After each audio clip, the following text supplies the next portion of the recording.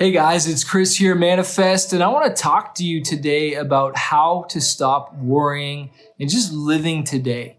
And it's really focusing on the things that you do have instead of focusing on the things that you don't have. Getting your mind on the things that are lovely, joyful, peaceful, and stop focusing on things that might never even happen, because that's all worry is. And I want to read some notes from you. I heard this amazing sermon by John Hagee and it really inspired me, but it says, don't worry about your past. It's forgiven and forgotten. You never make good decisions being exhausted from worry. Worry is the mother of cancer, heart disease, and high blood pressure. Some people like to say that it's not what you're eating, but what's eating you.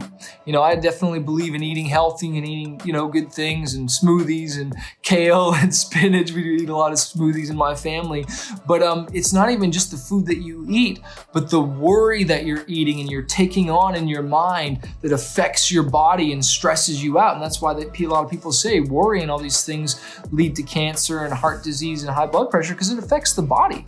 It stresses you out to the point I've seen people that have skin irritations and all kinds of stuff because they are so stressed and so worry-filled that it just starts to affect their physical appearance, okay? John 14:1 says, do not let your heart be troubled. I'm going to say that again. John 14:1 says, do not let your heart be troubled. Well, how do you not let your heart be troubled and get caught up in this worry? Well, it's casting that care, but allowing it to bounce off you. Have you ever one time you heard news that wasn't good and it didn't affect you? It just, for some reason, you didn't allow it to get in your dirt. You didn't allow it to get in and sink into your heart.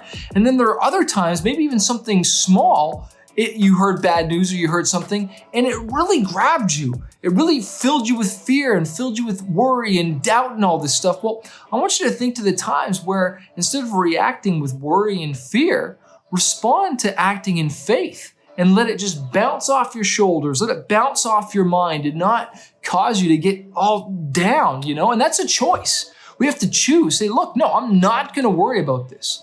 I know this is going to work out. I'm going to believe and trust. I'm going to have faith. The Bible talks about having faith in God and trusting. Again, these are some more notes from John Hagee's sermon that I thought were really good. Worry is sin. Worry is practical atheism, I heard him say. Worry means you don't believe God can take care of you. When we worry, we just say, oh, well, I've got this, and I have to figure this out, as opposed to saying, God, no, I'm trusting you. And you might not be a believer or not, and you might not believe in God, and that's cool. I'm not trying to push anything on you, but as a Christian, I trust God for my life. I trust God for my finances. I trust God as my source. Okay, everything that I've been given, I believe that it's from God, so I trust Him. Like, how many times does the Bible say, "Fear not, fear not, fear not"? Psalms 23:4 says, even though I walk through the valley of the shadow of death, I will fear no evil. Say that again. Psalms 23:4, even though I walk through the valley of the shadow of death, I will fear no evil. And I heard John talk about, it's a shadow. It's just a shadow. A shadow of this lion, a shadow of this snake, a shadow of this fear, of these bills, of all these things, and we're worrying about them and letting them take us out. The Psalms 27:1 says, the Lord is my light and my salvation, so whom shall I fear? Hebrews 13:6, the Lord is my helper, I will not fear. What can man do to me? What can man do to me? So I want to encourage you, stop worrying, stop focusing on the things that you don't have, focusing on the things that you do have. Start having faith in a good future and a good future outcome instead of tapping into the fear of what you think might happen. And again, these are all just mights. These are theories you're making up in your mind and painting all kinds of crazy pictures of seeing yourself losing and failing. Just like how you start to worry, that's like the opposite of dreaming. Because worry is painting that picture of all the things of disaster, unpleasant things, and all these gnarly bad things that could happen. While dreaming is dreaming about all the good things and where you see yourself going in a positive light.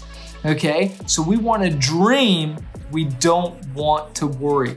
Okay, I hope this has really inspired you today. Again, if you do not have a copy of my book, Fighter, 5 Keys to Conquering Fear and Reaching Your Dreams, click the link below this video, go to manifest.com. You can pick up a copy, or we've got it on audiobook on Amazon as well too. Hey, I want to remind you that a fighter isn't someone who never fails. A fighter is someone who never quits.